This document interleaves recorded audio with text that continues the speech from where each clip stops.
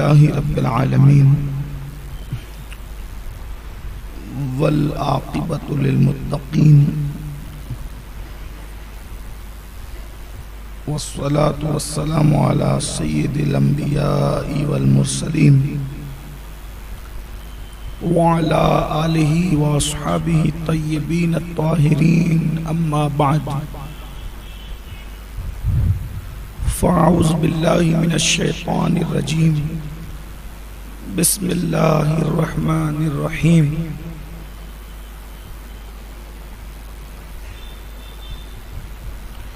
या अय्युहन नबी इन्ना अर्सलनाका शाहिदन व मुबश्शिरन व नज़ीरा व दाइयन इलल्लाह बिइज़्निही व सिराजन मुनीरा। सदक़ल्लाहुल अज़ीम। गौसे आज़म बमने बेसरो सामा मददे क़िबले दी मददे काबे ईमा मददे इंतज़ारे करमे तुम राह ए खुदा जुओ खुदा बीनो खुदा दा मददे बगिरदा बेबला उफ्तादा कश्ती मदद कुन या मुईनुद्दीन चिश्ती। अस्सलातु वस्सलामु अलैका या रसूल अल्लाह, अस्सलातु वस्सलामु अलैका या नबी अल्लाह, अस्सलातु वस्सलामु अलैका या हबीब अल्लाह व अला आलिका व अस्हाबिका या नूर अल्लाह सल्लल्लाहु तआला अलैहि वसल्लम।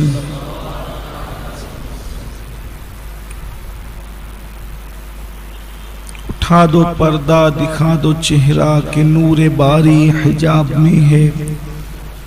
ज़माना तारीक हो रहा है कि महर कब से निकाब में है।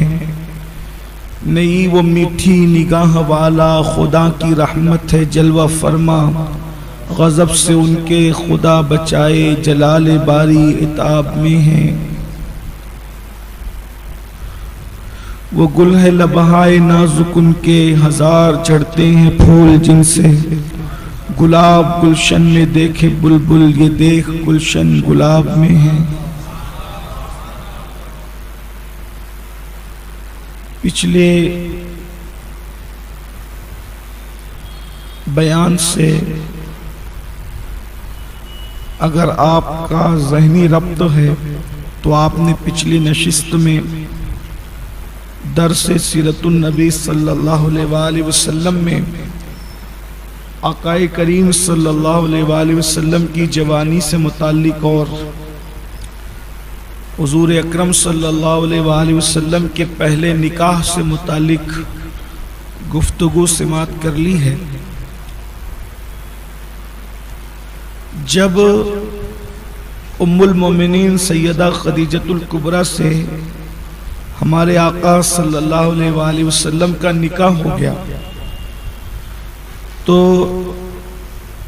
सियर की कसीर कुतुब के अंदर यह है कि उस वक्त उम्मुल मोमिनीन सैयदा खदीजतुल कुबरा की जो उम्र थी वो अल्लाह के प्यारे महबूब सल्लल्लाहु अलैहि वसल्लम से कुछ ज्यादा थी। उसकी वजह यह थी कि वो पहले 2 मर्तबा बेवा हो चुकी। जब अल्लाह के हबीब सल्लल्लाहु अलैहि वसल्लम के हिबाले अक़द में आई तो उम्मुल मोमिनीन सैयदा खदीजतुल कुबरा ने पहला काम यह किया कि अपना सारा माल मुस्तफ़ा करीम सल्लल्लाहु अलैहि वसल्लम को सौंप दिया और उनका एक पसंदीदा नन्हा सा गुलाम था। उस गुलाम का नाम ज़ैद बिन हारिसा था। ज़ैद खूबसूरत बहुत थे, उम्र छोटी थी। अपनी अम्मी के साथ ननिहाल जा रहे थे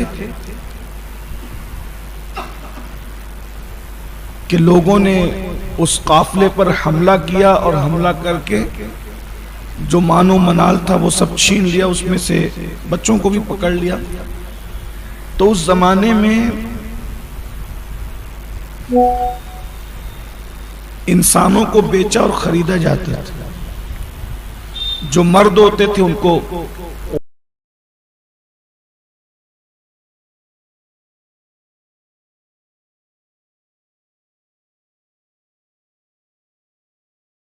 तो हुजूर को तोहफे में इन्होंने निकाह के बाद जैद को पेश कर दिया।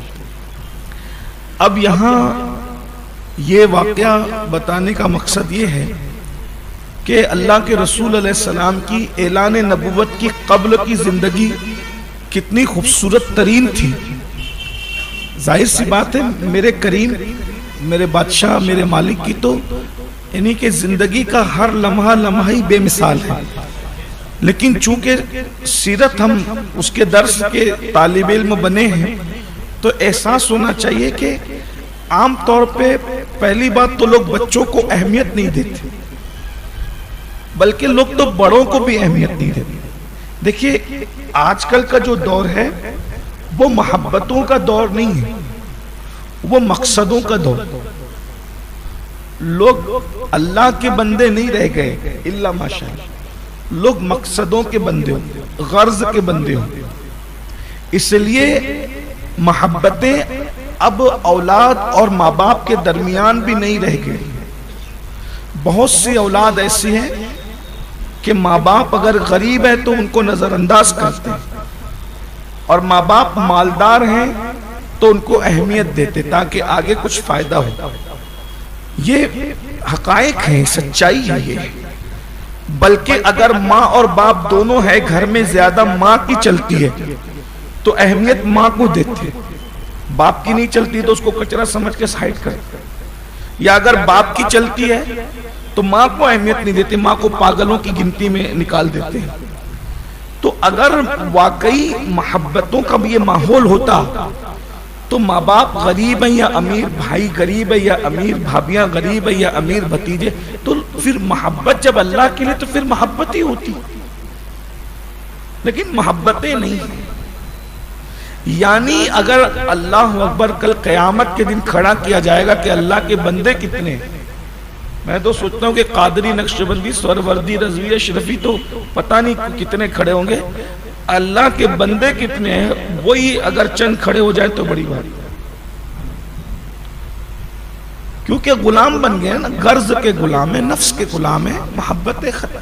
कोई किसी को है, पैसा वाला आदमी है तो उसको अहमियत दी जाएगी, इसका मतलब आदमी की अहमियत नहीं है, पैसे की अहमियत। मनसब वाला आदमी है तो उसको अहमियत दी जाएगी, मतलब आदमी।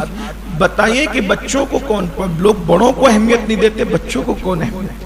लेकिन हमारे आका सल्लल्लाहु अलैहि वसल्लम ने हमें ये करके दिखाया, इंसान का एहतराम इंसानियत, एहतराम इंसानियत और इंसानों से मोहब्बत।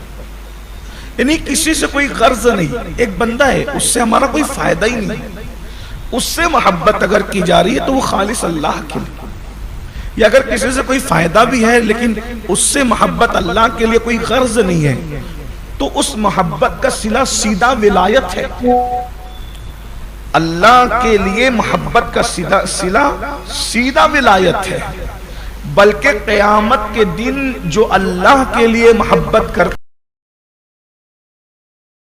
करते होंगे उनको अल्लाह नूर के मिंबरों पे बिठाएगा।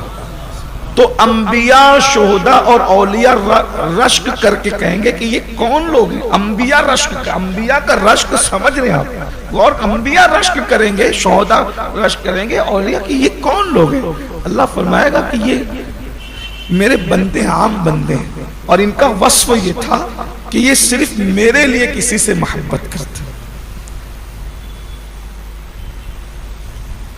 तो अल्लाह के रसूल अलैहि सलाम का किरदार क्या था। एक छोटा सा बच्चा है और वो भी माँ बाप उसके नहीं है, गुम है और गुलाम है। बड़ी उम्र के गुलामों की भी कोई बकरी भेड़ से ज्यादा अहमियत नहीं थी, लेकिन हुजूर ने गुलाम को इतना चाहा, इतना चाहा ये ऐलान नबुव्वत से पहले का वक्त है। आम तौर पर कुछ लोग इसको ऐलान नबुव्वत के बाद के बाब में बयान करते हैं, लेकिन ये हकीकत में ऐलान नबुव्वत से पहले का वक्त है, क्योंकि ऐलान नबुव्वत के बाद तो ज़ैद की उम्र बहुत बड़ी हो गई थी, वो जवान हो गए थे, समझदार हो गए। ये बचपने का वाक़या ऐलान नबुव्वत से पहले का है, और ये बहुत अहमियतों का हामिल है कि नबुव्वत के ऐलान से पहले भी हुजूर की अलैहिस्सलाम की जिंदगी कुरान से हट के नहीं थी, एक नबी के मेयार से हट के नहीं थी, कभी नहीं हो सकता। ये ऐलान नबुव्वत से पहले भी बहसियत नबी ही वो जिंदगी गुजार रहे थे, अगरचे नबुव्वत का ऐलान नहीं किया था। बहुत प्यार दिया ज़ैद। अब आप गौर फरमाएं, किसी बच्चे को, ये बस बचपना जो ज़ैद का बयान करने लगा उस सीरत में, किसी बच्चे को आप कितना प्यार दें, लेकिन वो बच्चा जब अपने माँ बाप को देखता है ना, तो वो अहमियत और प्रायोरिटी हमेशा अपने माँ बाप को देता है। कोई बच्चा हो, आप किसी के बच्चे को चॉकलेट दे दें, मिठाई दे दें, प्यार दे दें, परवरिश करें, कुछ करें, लेकिन जब उसके माँ बाप दिखेंगे वो अपने माँ बाप की तरफ झुकेंगे, अपने माँ बाप की तरफ बढ़ेगा। और वही हुआ कि कायनात के अंदर लोगों ने बहुत बच्चों को पाला पोसा, लेकिन जब उनको अपने हकीकी माँ बाप मिले तो वो उनकी तरफ पलटे, और ये फितरत है। हर चीज अपनी असल की तरफ पलटती है, और इंसान की असल उसके माँ बाप है। लेकिन क्या मेरे करीम आका की शान है कि ज़ैद को इतना प्यार दिया कि ज़ैद के वालिद हारसा, उन्होंने ज़ैद के हिज्र में एक कसीदा लिखा, बड़ा दर्दनाक कसीदा। ज़ैद मेरे बेटे तू कहाँ है, मैं तुझे तलाश करते करते थक गया हूं, मैं अपनी ऊंटनी को तेरी तलाश में जंगल जंगल लिए फिरता हूं, मेरी ऊंटनी के कदम थक गए और मेरी ऊंटनियां मर गई तुझे ढूंढते ढूंढते, तेरी याद में रोते रोते मेरी आंखों के आंसू खुश्क हो गए, मेरे लाल मेरी आंखों की ठंडक तू कहाँ है। ये दर्दनाक कसीदा हारसा लोगों के दरमियान पढ़ते। खुदा का करना यह कि उनके कबीले के लोग हज के लिए आए, और जब हज के लिए आए तो उन्होंने अरफात के मैदान में एक खूबसूरत नौजवान को चलते फिरते हज करते देखा, और उनके पीछे पीछे एक बच्चे को दीवानावार खिदमत पर मामूर देखा। तो कबीले के लोग तो पहचान गए कि ये बच्चा ज़ैद बिन हारसा है। तो उन हाजियों ने पूछा कि ये कौन है, तो ज़ैद ने कहा कि ये मेरा आका है, इनका नाम मोहम्मद इब्ने अब्दुल्ला है। तो ज़ैद के कबीले के लोगों ने उनके अब्बा का लिखा हुआ कसीदा ज़ैद के सामने पढ़ के सुनाया, तो ज़ैद रो पड़े। लेकिन ज़ैद ने भी उस कसीदे का जवाब अशआर की शक्ल में दिया बचपने में। हज़रत ज़ैद इतने यानी कि जी सलाहियत थे कि बचपने में उन्होंने अशआर कहे। अशआर ये थे कि मेरे अब्बा से कह देना कि बाप की याद तो दिलो दिमाग में बच्चों के रहती ही है, लेकिन मुझे वो आका मिला है जिसकी वजह से बाप की हाजत खत्म हो गई, और मैं बहुत चैन और सुकून में हूं। और खास तौर पे हजरत ज़ैद का ये मिसरा बहुत काबिले गौर है, कभी इस पर तफसीली गुफ्तगू हो कि मैं उसकी अमान में हूं जो पुश्तहा दर पुश्त, पुश्तहा दर पुश्त, पुश्तहा दर पुश्त करीम भी है और मालदार भी है।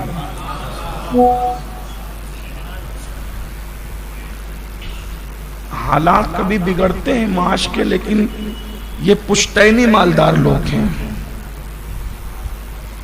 पुश्तहा दर पुश्त करीम भी है, ज़ैद कह रहे हैं। तो उन लोगों ने अल्लाह के रसूल अलैहिस्सलाम को देखा, ऐलान नबुव्वत नहीं हुआ था अभी, तो देखा, हुजूर से मुलाकात की। इससे यह भी पता चला कि कबले ज़ुहूर नबुव्वत हुजूर अलैहिस्सलाम भी हज अदा फरमाया करते थे। जाहिर सी बात है, मक्के में रहे और हज ना करें, तो ऐलान नबुव्वत के बाद, हज की फर्जियत के बाद हुजूर ने तो एक ही हज किया, लेकिन सीरत की किताबों से पता चलता है कि ऐलान नबुव्वत से पहले या हिजरत से पहले भी अल्लाह के रसूल सल्लल्लाहु अलैहि वसल्लम ने मुख्तलिफ हज फरमाए। आप उसको सीरत हलबिया में देखें, सीरत इब्ने हिशाम में देख लें,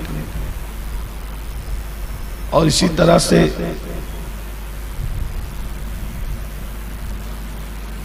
जो सीरत की मारूफ किताब ज़ियाउन नबी में भी इसकी तरफ इशारे मौजूद हैं,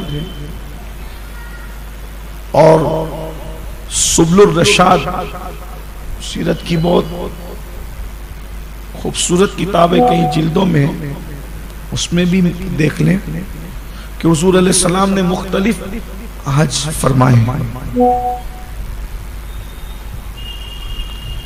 तो ज़ैद के कबीले के लोग गए और जाकर के सारी रुदात सुनाई। तो जनाबे हारसा जो ज़ैद के वालिद थे, वो अपने भाई, छोटे भाई काब को लेकर मक्का आए, और आने के बाद हुजूर की बारगाह में हाजिरी दी और हुजूर का चेहरा देखा तो फिर देखते ही रह गए। ये हुजूर की खुसूसियत थी कि जो देखता था वो देखता ही रह जाता। क्या अल्लाह ने नबी अता फरमाया, सीरत बेमिसाल है, सूरत बेमिसाल, हर अदा बेमिसाल है, तेरी सीरत तेरी सूरत जमाने से निराली है, तेरी हर हर अदा प्यारे, दलील बेमिसाल है। उसको भी ऐड कर ले, मुरादें मिल रही है, शाद शाद उनका सवाली है, लबों पर इल्तिजा है, हाथ में रोजे की जाली है, तेरी सीरत तेरी सूरत जमाने से निराली है, तेरी हर हर अदा प्यारे, दलीले बेमिसाली है। खुदा शाहिद के रोजे हश्र का खटका नहीं रहता, मुझे जब याद आता है कि तेरा मेरा कौन वाली है। वो है अल्लाह वाला जो तुझे वाली कहे अपना, क्या निसाबे विलायत है। वो है अल्लाह वाला जो तुझे वाली कहे अपना, कि तू अल्लाह वाला है, तेरा अल्लाह वाली है। हसन का दर्द दुख मौकूफ फरमा कर बहाली दो, हसन का दर्द दुख मौकूफ फरमा कर बहाली दो। क्या है वो आगे का मिसल, तुम्हारे हाथ में दुनिया की मौकूफी बहाली है। बहुत बचपने में याद किया था वो नात, अब याद आ गई। तुम्हारे हाथ में दुनिया की मौकूफी बहाली, हसन का दर्द दुख मौकूफ फरमा कर बहाली। बहुत पढ़ी इसको बचपने में, आज वो बहुत दिनों के बाद याद आई। हसन का दर्द दुख मौकूफ फरमा कर बहाली दो, तुम्हारे हाथ में दुनिया की मौकूफी बहाली। तो देखा तो देखते ही रह गए। और उसके बाद उन्होंने कहा कि आप करीम हैं, और करीमों की शान यह है कि उनके दरवाजे पे जो जाता है वो खाली नहीं है। मैंने सुना है कि मेरा बेटा आपके पास है, उसका नाम ज़ैद इब्ने हारिसा है, मैं उसको लेने आया हूं। आप जितनी रकम कहें मैं फिदिये के तौर पे दे दूंगा और उसको लेकर जाऊंगा। उम्मीद है कि आप ना नहीं कहेंगे, जो जी में फिदिया कह दें हम दे देंगे। हम इतनी अहलियत और हैसियत रखते हैं कि हम इतना दे सकते हैं, आप जितना कहें। करीम आका ने मुस्कुराया और अपनी आदत करीमाना के मुताबिक फरमाया कि मैं ज़ैद को बुलाता हूं, अगर ज़ैद तुम्हारे साथ जाने के लिए तैयार हो जाएं तो मुझे फिदिये की कोई जरूरत नहीं, मुझे माल नहीं चाहिए आपसे, आप ले जाएं, आपका बच्चा है, ले जाएं। और अगर वो न जाना चाहे तो फिर उसूल यह है कि आप उसके ऊपर प्रेशर नहीं बनाएंगे, दबाव नहीं बनाएंगे। ज़ैद के वालिद को ऐसा लगा कि ये तो बहुत आसान हुआ, इसलिए कि बिछड़ा हुआ बच्चा कौन है जो अपने बाप के साथ ना जाना चाहे।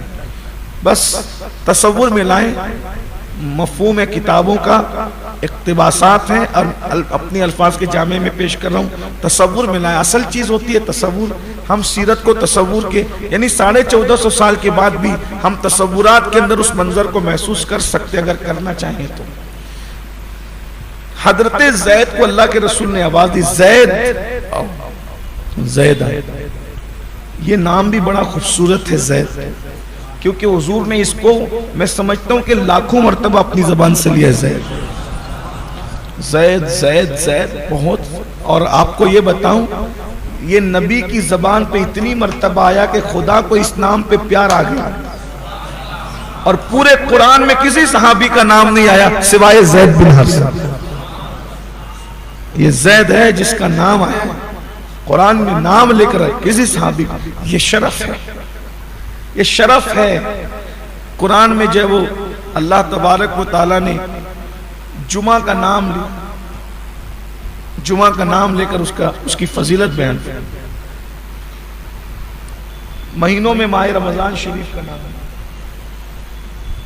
सहाबा में हजरत ज़ैद का नाम, औरतों में हजरत मरियम का नाम, बादशाहों में जुल्करनैन का नाम।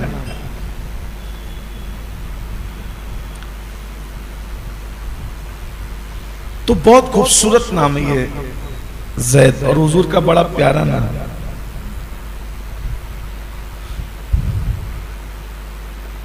इस नाम से मोहब्बत की वजह फिर हजरत इमाम ज़ैनुल आबिदीन ने भी अपने शहजादे का नाम ज़ैद रखा।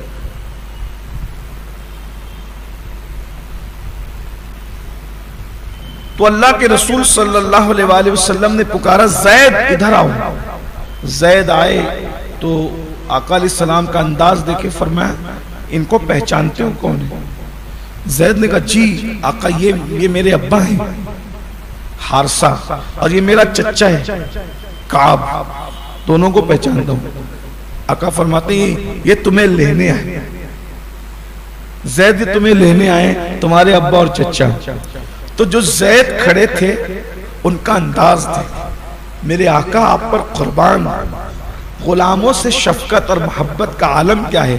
ज़ैद जब ये सुनते हैं कि अब्बा और चच्चा लेने आए हैं, जो खड़े थे हुजूर के पीछे छुप गए और कहा, मैंने नहीं जाना आका, मैंने नहीं जाना। और ज़ैद के अब्बा कहते हो, ज़ैद तू नादान हुआ है, पागल हुआ है, तू ये नादानी करता है कि तू आजादी पर गुलामी को तरजीह देता है। ये तो नादान लोग करते हैं, अकल वाले नहीं करते। तू आजाद हो रहा है, तेरे करीम मालिक ने कहा ले जाओ बगैर फिदिये के, और तू आना नहीं चाहता। तो ज़ैद हुजूर के पीछे छुपे हुए जब वो तसव्वुर में लाए कि अपने सरे अनवर को बाहर करके कहते हैं, अब्बा जितना प्यार इस आका ने दिया है वो बाप भी नहीं दे सकता। इनके प्यार के सामने अब मुझे बाप और चच्चा के प्यार की कोई हाजत नहीं है। और फिर जो एक जुमला कहा है, अब उसको सुन ले। ये ज़ैद का दिल क्या जीता था मेरे करीम मालिक ने। अल्लाह के रसूल अलैहिस्सलाम की शान करीमी देखे, अल्लाह के हबीब अलैहिस्सलातु व तस्लीम के लिए जब चच्चा ने कहा ना, अरे मैं तेरा चच्चा हूं, तुझे लेने आया हूं। अब्बा ने कहा, मैं तेरा अब्बा हूं, तुझे लेने आया हूं। तो कहा कि मेरा अब्बा भी यही है, मेरा चच्चा भी यही है, जाओ तुम चले जाओ, यही मेरा अब्बा चच्चा है, सब कुछ मेरा यही। अल्लाह अकबर। अब सुनिए, अब तक ज़ैद गुलाम थे, अब तक ज़ैद गुलाम थे। जैसे कहा ना मेरा अब्बा भी यही है, मेरा चच्चा भी यही है, करीम आका ने कहा, जब तूने बाप कह दिया ना, आज से तू मेरा बेटा है। हुजूर ने अपना बेटा बना लिया ज़ैद को। देखें, गुलामों को भी कोई बेटा बनाता है। फरमाया तू मेरा बेटा है आज से। और फिर उसके बाद सारी दुनिया उनको ज़ैद बिन हारसा कहने की बजाय ज़ैद बिन मोहम्मद कहती। और जब तक आयत नाजिल नहीं हो जाती, माकाना मुहम्मदुन अबा अहदिन, वो जो आयत है हुजूर अलैहिस्सलाम की खत्म नबूवत पर जो आयत है, पूरी आयत है, माकाना मुहम्मदुन अबा अहदिन मिन रिजालिकुम वलाकिन रसूलुल्लाह व खातमन नबिय्यीन, के मोहम्मद सल्लल्लाहु अलैहि वसल्लम तुम्हारे मर्दों में से किसी के बाप नहीं, बल्कि वो आखिरी नबी है। ये सूरतुल अहज़ाब की आयत है और वो एक खुसूसी वाक़े के पस मंज़र में आई है। सीरत में अगर हम वहाँ तक पहुँचे, अल्लाह करे, तो मैं आपको बताऊंगा कि फिर जो है वो ये आयत क्यों आई। लेकिन इस आयत के नुज़ूल तक सब लोग हज़रत ज़ैद को ज़ैद बिन हारसा की बजाय ज़ैद बिन मोहम्मद कहते। ये अल्लाह के रसूल अलैहि सलाम के ऐलान नबुव्वत से क़ब्ल की ज़िंदगी ग़ुलामों के साथ अंदाज था।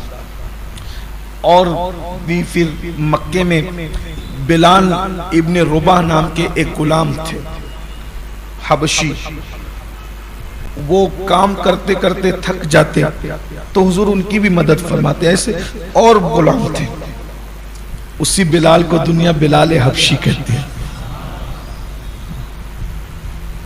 हुजूर अलैहिस्सलाम का अक्सर वक्त शादी के बाद यतीमों की, बेवाओं की, गरीबों की परवरिश में गुजर। एक मर्तबा रोम के बादशाह ने मक्कतुल मुकर्रमा चूंकि बहुत अहमियतों का हामिल था, तो मक्के पे कब्जा करने के लिए कुछ एजेंट तैयार किए और साजिश रची कि किसी तरह मक्के पे कब्जा कर ले। उस साजिश से कोई वाकिफ ना हो सका। बर वक्त अल्लाह के रसूल सल्लल्लाहु अलैहि वसल्लम ने जो है वो उस साजिश को बेनकाब किया और मक्के को मकबूजा होने से और मक्कतुल मुकर्रमा पे कब्जा होने से बचा लिया। हुजूर अलैहिस्सलाम जो है वो अक्सर जो इनकी खिदमत करते थे, यतीमों बेवाओं की, गरीबों की मेहमान नवाजी करते थे। मक्कतुल मुकर्रमा में जो हज के लिए आते उनकी खिदमत करते, मेहमान नवाजी फरमाते। लेकिन अल्लाह के रसूल अलैहिस्सलाम का ज्यादातर वक्त अब गारे हिरा में गुजरा करता था। अल्लाह के हबीब अलैहिस्सलाम गारे हिरा में, मक्के में एक पहाड़ था और है जिसका नाम है जबल नूर। उसका नाम जबल नूर है और उसके अंदर एक गार है। उस गार को गारे हिरा कहते हैं। हुजूर ज्यादातर उस पहाड़ में अपना वक्त गुजारते, बल्कि जाते थे तो कभी 3 दिन के बाद, कभी 5 दिन के बाद, कभी 1 हफ्ते के बाद वापस आते थे। मक्का पूरा पहाड़ियों से घिरा हुआ है। उस पहाड़ का इंतखाब करने की कई वजूहात में से एक वजह यह है कि आपके दादा परदादा ये सब लोग इबादत के लिए उसी गार में जाते थे। ये आपको मालूम होना चाहिए। यानी वो कदीमी खानकाह है बनु हाशिम की। अचानक हुजूर ही नहीं गए, यानी हुजूर के आबा व अजदाद भी आबिद व जाहिद थे और वो लोग वहां जाकर इबादतें करते थे। अब वहां जाके इबादतें क्यों की जाती थी, उसकी वजह यह थी कि मक्के का माहौल बुत परस्ती में डूबा हुआ था। तो चूंकि हुजूर के ये दादा परदादा लोग ये बुत परस्त नहीं थे, इसका कई सबूत है कि नहीं थे कि मैं शायद पहले बहुत जब सीरत का दर्स हमने शुरू किया था तो इब्तिदा में जो हुजूर अलैहिस्सलाम के अबवैन करीमैन का जो जिक्र किया है, हमने उसमें बताया है कि दुनिया कभी भी 7 मुसलमानों से खाली नहीं रही।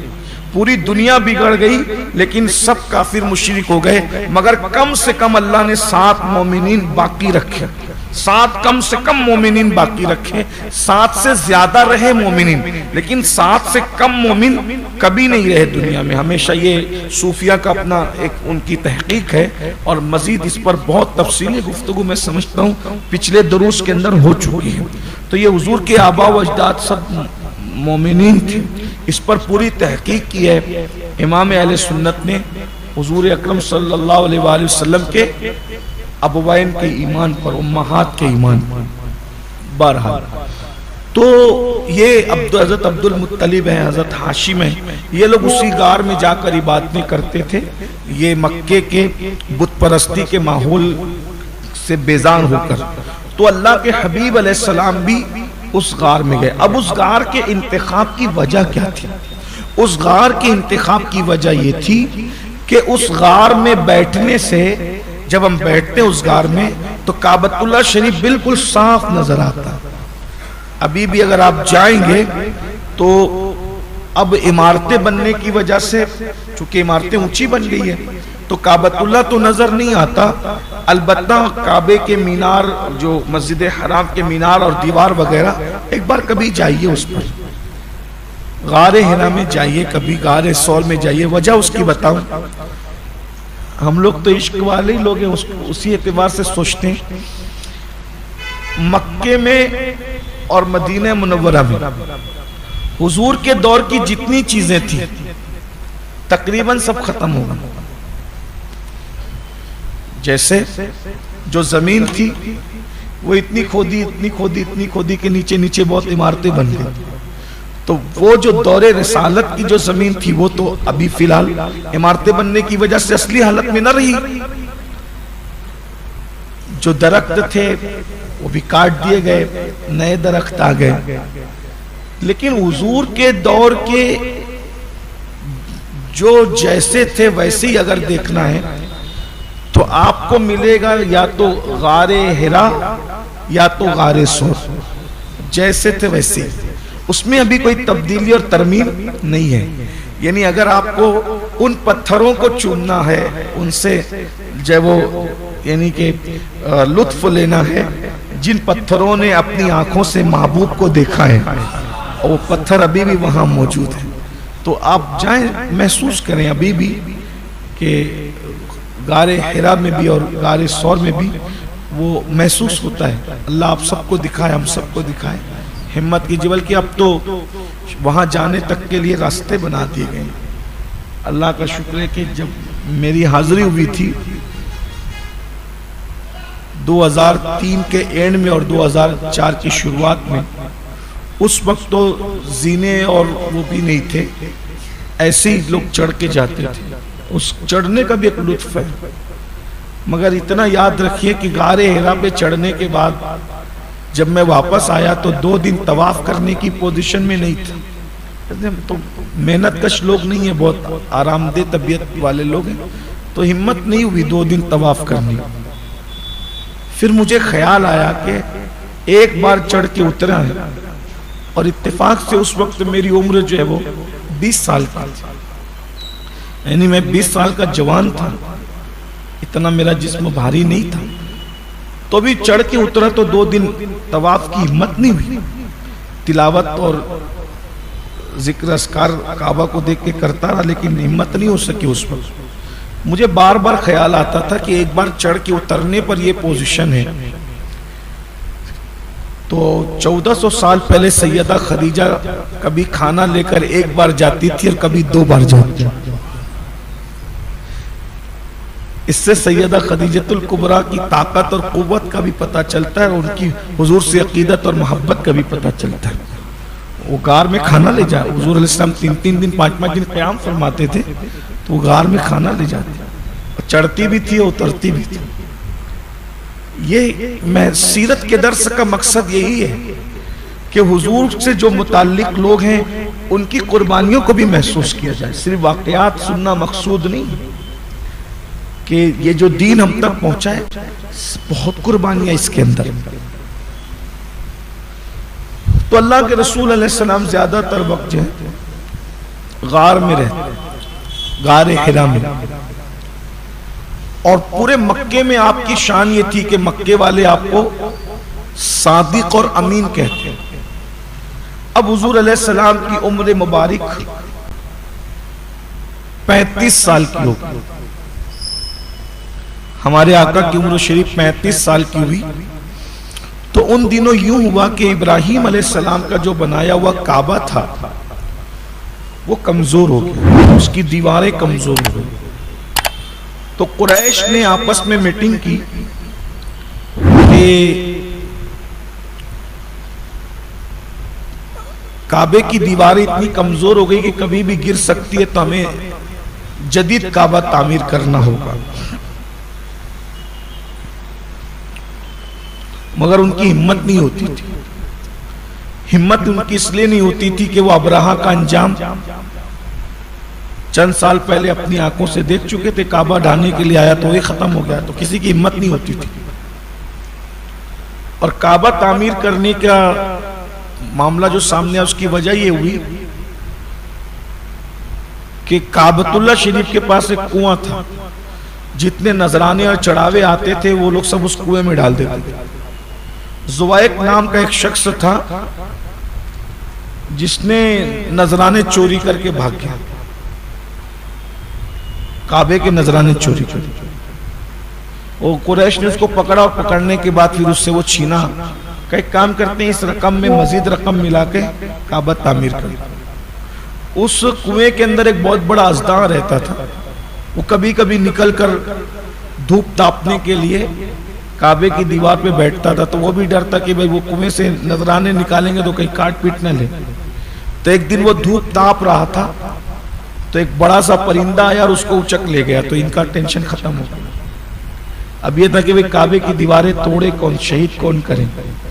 तो वलीद इब्ने मुगीरा आगे बढ़ा और उसने जो वो अल्लाह से दुआ करते करते कि अल्लाह ये कोई बदनीयती से मैं नहीं तोड़ रहा हूँ, हमें नया काबा जदीद बनाना है, इसलिए मुझे नुकसान मत पहुंचाना। वो डरते ही बहुत, यानी वो अल्लाह को भी मानते थे, ऐसा नहीं कि अल्लाह का इनकार करते।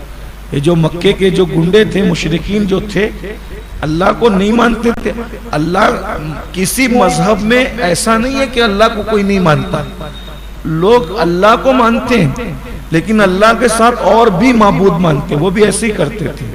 जैसे अभी आप देखें कि ईसाई लोग ऐसा नहीं कि अल्लाह को नहीं मानते, वो अल्लाह को मानते हैं लेकिन अल्लाह के साथ वो ईसा अलैहिस्सलाम को भी खुदा का बेटा मानते हैं। मरियम रदियल्लाहु ताला अन्हा को भी माज़अल्लाह खुदा की बीवी कहते हैं। ऐसे यहूदी भी अल्लाह को मानते हैं, उज़ैर अलैहिस्सलाम को। इसी तरह हमारे यहाँ जो हिंदुस्तानी मज़ाहिब हैं उनमें भी अल्लाह को मानने का तस्वुर है, लेकिन अल्लाह के साथ औरों को भी मानते हैं। मगर इस्लाम का नुक्ता नजर यह है कि भाई जो पैदा होगा फिर वो खुदा कैसे हो? जो पैदा हो वो खुदा नहीं, जिससे कोई जन्म ले वो खुदा नहीं।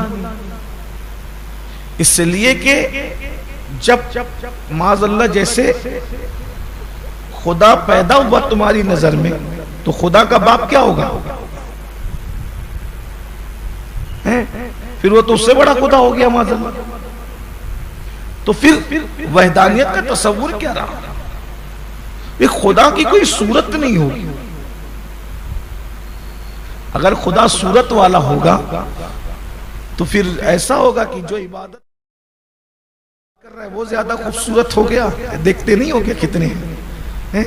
बहुत सारी इबादत करने वाले खूबसूरत होते और जिसकी की जा रही है ऐसा लगे कि बंदर देखे तो उसको भी उल्टी आ जाए। देखा नहीं ऐसे बहुत से है। लेकिन हमारा खुदा, उसके जमाल का आलम क्या होगा? जिसने अपना महबूब बनाया तो ऐसा बनाया कि उसके महबूब जैसा कोई दुनिया में आया ही नहीं। जिसको अपने लिए बनाया फिर इस शान से बनाया है, तो फिर उसके जमाल और उसके कमाल की शान क्या हो? और हम देखेंगे इंशाअल्लाह हमें जन्नत में उसका दीदार नसीब होगा। इसी आस पर तो जी रहे हैं कि कब्र में महबूब मुस्तफ़ा जान रहमत को देखेंगे और जन्नत में उनके खुदा को भी देखेंगे। बस अल्लाह ईमान पर खाता। रवाफिस कहते हैं कि क़यामत के दिन अल्लाह का दीदार, अहले सुन्नत और रवाफिस के जो इख्तिलाफात है बहुत सारे, उनमें से एक इख्तिलाफ ये भी है कि रवाफिस कहते हैं कि क़यामत में अल्लाह का दीदार नहीं होगा और अहले सुनन कहते हैं कि होगा। तो बहुत अच्छी गुफ्तगू शारे बुखारी हज़रत अल्लामा मुफ्ती शरीफ अमजदी अलैहिर्रहमा ने की। फरमाया कि वो भी ठीक ही कह, बल्कि उन्होंने तो नकल की है, ये गुफ्तगू असल की है मेरे इमाम अहले सुन्नत ने की है। इमाम अहले सुन्नत ने की कि रवाफिस ठीक ही कहते हैं कि क़यामत में अल्लाह का दीदार नहीं होगा। दयाबना ठीक ही कहते हैं कि क़यामत में रसूलुल्लाह शफाअत नहीं करेंगे। और हम भी सही कहते हैं कि अल्लाह का दीदार होगा, हुज़ूर शफाअत करेंगे। तो कहा इसकी सूरत क्या बनती है? कहा उनको नहीं होगा दीदार तो वो कहते हैं नहीं होगा, हमें होगा तो हम कहते हैं होगा। उनकी शफाअत हुज़ूर नहीं करेंगे तो वो कहते हैं कि नहीं करेंगे, हमारी करेंगे तो हम कहते हैं कि हमारी करेंगे। तो फिर हम मजे तो हमारे ही होंगे ना, हैं? क्या होंगे? उसको उस्ताद ज़मन फिर याद आए, क्या हमारे मजे कैसे होंगे? सरे हश्र आसी मजे ले रहे हैं, सरे हश्र आसी मजे ले रहे हैं। कौन मजे ले रहे हैं? जाहिद नहीं, आसी मजे ले रहे हैं। सरे हश्र आसी मजे ले रहे हैं, शफाअत किसी की है, जन्नत किसी की है। शफाअत किसी की है, जन्नत, क्या मजे आएंगे। तो महशर में भी एक महशर होगा। और यहां एक हदीस याद आ गई, जो लोग पैदाइशी अंधे थे या बाद में अंधे हो गए थे, उनके लिए अल्लाह फरमाएगा कि मैंने तुम्हारी आंखें छीन ली थी तो सबको दीदार कराऊंगा कुछ वक्तों के लिए, लेकिन नाबीनाओं अंधो, तुमने मैंने आंखें छीनी थी तो सब्र किया था, शिकायत नहीं की थी, तो तुमको मैं इख्तियार देता हूं, जब तक चाहो मेरा दीदार करते रहो।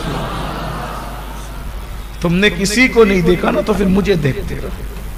फिर एक हदीस और याद आई, बड़ी खूबसूरत है।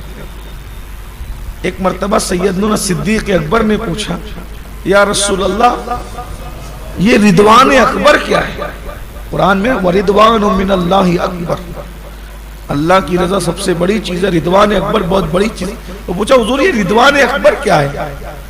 तो मेरे सरकार ने फरमाया, सबके लिए जन्नत में जो दीदार होगा, किसी को हफ्ते में एक बार होगा, किसी को रोजाना होगा, समझाने के लिए किसी को सुबह शाम होगा, यानी कभी होगा कभी नहीं होगा, यानी दीदार का वो अपना अपना मामला होगा।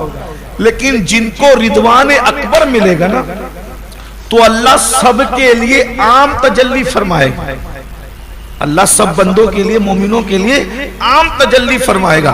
आम तजल्ली फरमाएगा मतलब सिर्फ समझाने के लिए, पर्दे हटाएगा आम तौर पे सबके लिए, सब देख लो, अल्लाह को देखो। साहबा ने पूछा हुजूर कैसे देखेंगे? कहा जैसे तुम आसमान पे चांद देखते हो ना, यानी कोई दिक्कत नहीं होती, तुम अपने अल्लाह का दीदार ऐसे करोगे, सब देखो। और अच्छा चांद देखते हो तो एक के पीछे एक खड़े रहते हो ना, ऐसा नहीं होगा। यानी जन्नत में किसी की पीठ किसी की तरफ नहीं होगी, इतनी बड़ी होगी, तुम सब आमने सामने बैठकर तकिए लगा के अल्लाह का दीदार करो। तुम्हारे बाल बच्चे तुमसे मिला दिए जाएंगे, तुम्हारी बीवियां मिला दी जाएंगी, तुम्हारा जो नस्ब है खानदान में, जहां तक तुम्हारे बाप दादा मोमिनीन है, तुम सब उनके साथ बैठे होंगे और सब एक दूसरे से देख। सादात की यही फजीलत है कि सब अपने बाप दादाओं के साथ होंगे और सादात अपने बाप दादाओं के साथ। तो साहबा ने पूछा हुजूर अगरचे उनके अमाल उनकी तरह ना हो, तो आका ने बोला अगरचे अमाल ना हो, लेकिन औलाद होने की वजह से उनकी खुशी के लिए अल्लाह उनको भी साथ मिला दे। अब कोई ये ना सोचे कि मेरा नसब तो वहां तक नहीं जाता तो मेरे लिए क्या है। हुजूर ने वो मसला भी हल कर दिया, अलमरअ मअ मन अहब्बा। कुछ लोग नसब के लिए की वजह से वहां साथ होंगे और कुछ लोग सच्चा इश्क करेंगे तो भी वो भी साथ में होंगे। तो अल्लाह का दी, अब सोचो ना हुजूर के साथ, यानी कि हुजूर की मौजूदगी में जब अल्लाह का दीदार कर रहे होंगे तो क्या मजे आएंगे। और फरमाया कि सब के लिए उमूमी पर्दे हटाएगा और तजल्ली फरमाएगा और दिखाएगा। लेकिन जिनको रिदवान अकबर मिला, जिनको रिदवान अकबर मिला होगा, उनके लिए खास अलग से तजल्ली होगी, यानी उनको रिदवान अकबर वालों को अलग से तजल्ली होगी। तो पूछा या रसूल अल्लाह उनमें कौन कौन है? सरकार ने कहा कि कौन कौन तो बहुत हैं, लेकिन तुम भी उन्हीं में से हो। ए अबू बकर, तुम भी रिदवान अकबर वालों में से, तुम्हारे लिए भी खास तजल्ली है, शान सिद्दीक अकबर रदियल्लाहु ताला। तो बहरहाल अर्ज ये कर रहा था कि अल्लाह तबारक व ताला का वहां चाहे वो दीदार होगा, तो खुदा जो होता है फिर वो खुदा पैदा नहीं, वो खरीदा नहीं जाता, बेचा नहीं जाता, वो निकाला नहीं जाता, वो डुबाया नहीं जाता, वो दफन नहीं किया जाता, उसके लिए कोई घर बनाया नहीं जाता, क्योंकि जो घर में सिमट आए वो खुदा नहीं होता। जो घर में सिमट आए खुदा नहीं होता। खुदा खुदा लम यलिद वलम यूलद, हमारा खुदा हमारा खुदा। तो बात दूर निकल गई। मैं अर्ज ये कर रहा था कि अल्लाह के रसूल सल्लल्लाहु तबारक व तआला अलैहि व आलिहि व सहबी व बारक वसल्लम की उम्र शरीफ जब 35 साल की, और एक बात और सुननी, जो काबतुल्लाह शरीफ बनाने के अय्याम थे उन्हीं दिनों सैयदा फातिमतुज़ ज़हरा अपनी माँ के शिकम में, ये भी बात है। तो वलीद इब्ने मुगीरा ने जब वो पत्थर हटाए और ईंटें हटाई तो देखा कि कोई, लोगों ने कभी अभी थोड़ा इंतजार करो, रात भर देखो, चेक करो, रात सुकून से अगर गुजरती है तो आगे का काम करेंगे, और अगर अल्लाह ने इजाजत नहीं दी तो अगर रात में कुछ वलीद इब्ने मुगीरा कोई गड़बड़ हुई तो ये जो ईंटें थी वही के वही उठा करके रख देंगे। लेकिन रात चैन से गुजरी, फिर सब लोगों ने काबतुल्लाह शरीफ को, जो कमजोर थी वो सब शहीद कर दिया, और चारों दीवारें जो है वो मुख्तलिफ कबीलों ने लेके तामीर करना शुरू की। तो ये वहाब जो थे, वहाब ये मेरे नबी के अब्बा जान हजरत अब्दुल्ला के मामू थे, ये बहुत बुजुर्ग आदमी थे। तो इन्होंने ऐलान किया, मक्के वालों खबरदार, अल्लाह के घर की तामीर कर रहे हो, इसमें कोई हराम का, सूद का, जिना का, शराब वगैरह का ये सब भी पैसा इसमें मत लगाना। बहुत मालदार थे अरब वाले, सब बड़े बड़े मालदार थे।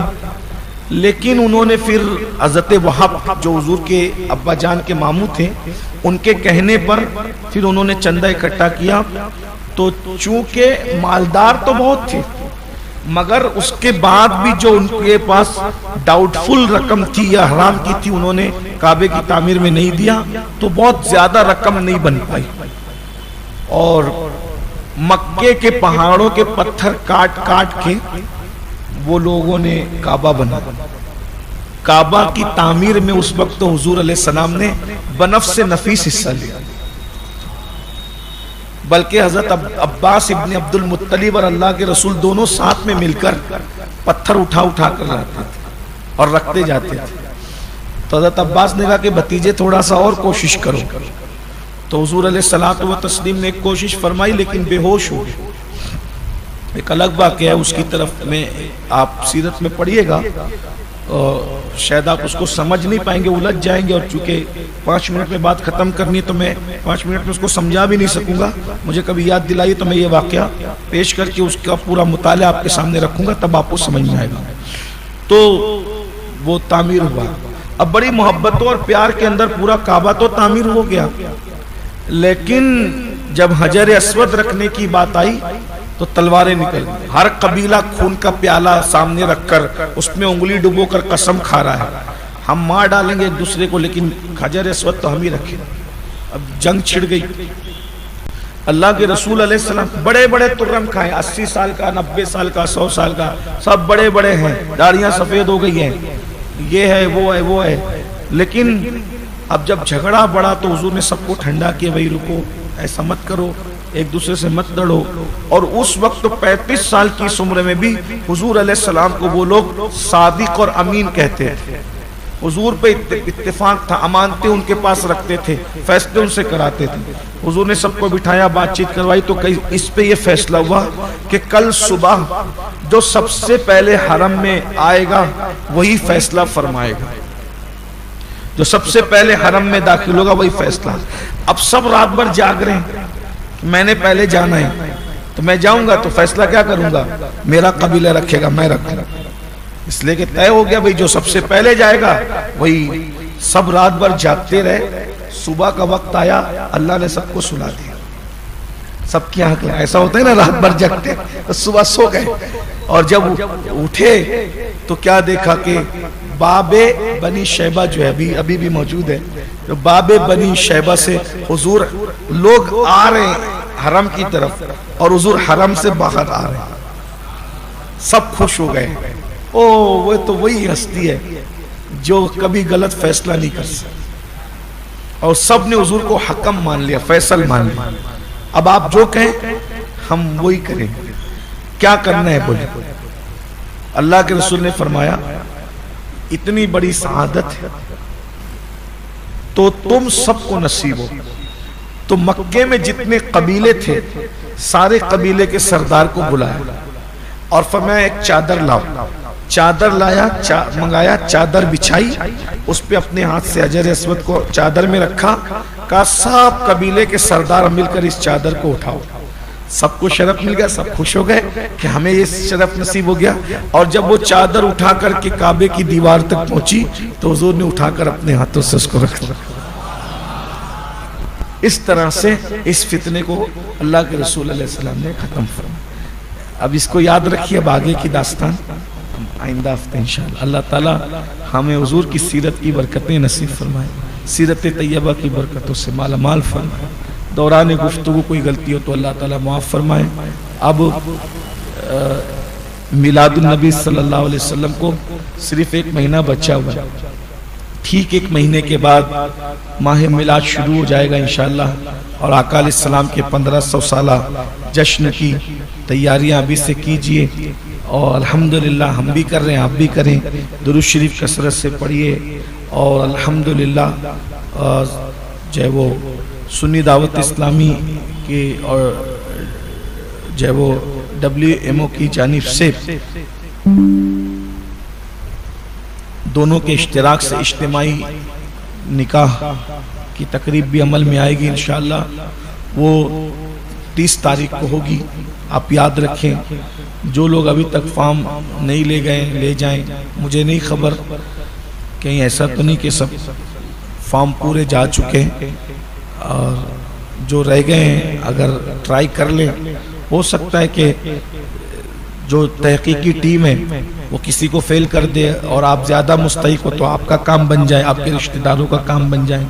और इंशाअल्लाह अल्लाह ने चाहा तो 31 अगस्त को इंशाअल्लाह अल्लाह ने चाहा तो हॉस्पिटल का इफ्तिताह भी इंशाअल्लाह अमल में आएगा। हॉस्पिटल हमारा शुरू हो जाएगा इंशाअल्लाह। और जो इनामी नातिया इनामी मुकाबला है, पिछले हफ्ते में बैठा था तो हमारे हाफिज इरफान मेरे पास आए और आके कहने लगे कि आपने तो 12 साल से लेकर 25 साल तक का ही जो है वो ऐलान किया है, तो 25 साल के ऊपर के आशिकाने रसूल किधर जाएंगे। मैं कहा कोई बात नहीं भाई, हम कौन से गवर्नमेंट सर्वेंट हैं जो हमें किसी से पूछना पड़े, हुजूर के गुलाम हैं। ठीक है, अगर आप लोगों को इसमें शरीक होना है तो 25 साल की बजाय 40 साल कर दो, तो अब 40 साल तक के लोग भी उसमें शरीक हो सकते हैं, तो हो जाए शरीक हो जाए। इस नियत से क्यों होते हैं भाई कि इनाम मिलेगा, इस नियत से हो जाइए ना कि मदीने मुनव्वरा जाने मिलेगा। अरे गए तो मदीना मिल जाएगा, न गए तो कम से कम नियत तो वहां पहुंचेगी।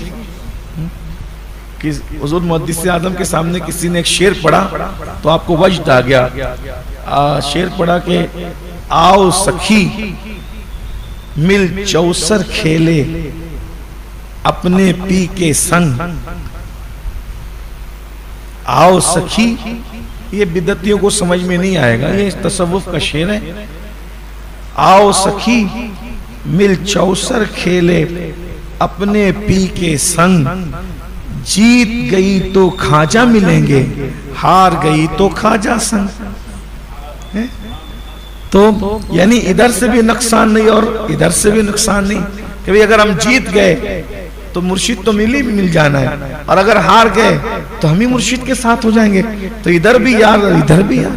तो इस नियत से शिरकत कीजिए कि भाई मदीने मुनव्वरा जाना है। नंबर लगा नहीं हुआ तो फिर मदीने वाले की नजर तो पड़ी जाएगी इंशाअल्लाह। ये बड़ी बात है, जिसे चाहा दर पे बुला लिया, जिसे चाहा अपना बना लिया। ये बड़े करम के है फैसले, ये बड़े नसीब की बात है। किसी को बुलाकर नवाजते हैं और किसी के पास आकर नवाजते जरूर है। कोई घर बैठा है तो ये न महसूस करे कि मैं क्या, नहीं, आपके अंदर अगर तड़प है कभी बुलाते हैं कभी खुद आते हैं। हाँ, और जब खुद आते हैं तो एहसास दिलाते हैं कि मैं आया, नजर आए या ना आए। एक बहुत बड़े बुजुर्ग ने कहा था, जब दुरूद पढ़ते पढ़ते आंखें भीग जाए समझ लेना या वो आ गए या तेरी हाजिरी हो गई। हमारी जान से ज्यादा करीब है भाई। तो आप हो सके तो उसमें हिस्सा लीजिए। नात खां लोगों का ऐसे कोई भी मत आ जाइएगा कि नहीं भी नात पढ़ना आती तो जबरदस्ती, ऐसे नहीं आएगा भाई। नात खां लोग आए उसमें, जो नात पढ़ना जानते हैं वो आए, उसमें शिरकत करें। वरना मेरी तरह भी लोग अगर आ गए तो फिर कितने लोगों को सुनेंगे, तो प्रॉब्लम होगा ना। इसलिए जो अच्छी आवाज वाले, जो नात का हुनर जानते हैं वो आए। ठीक है।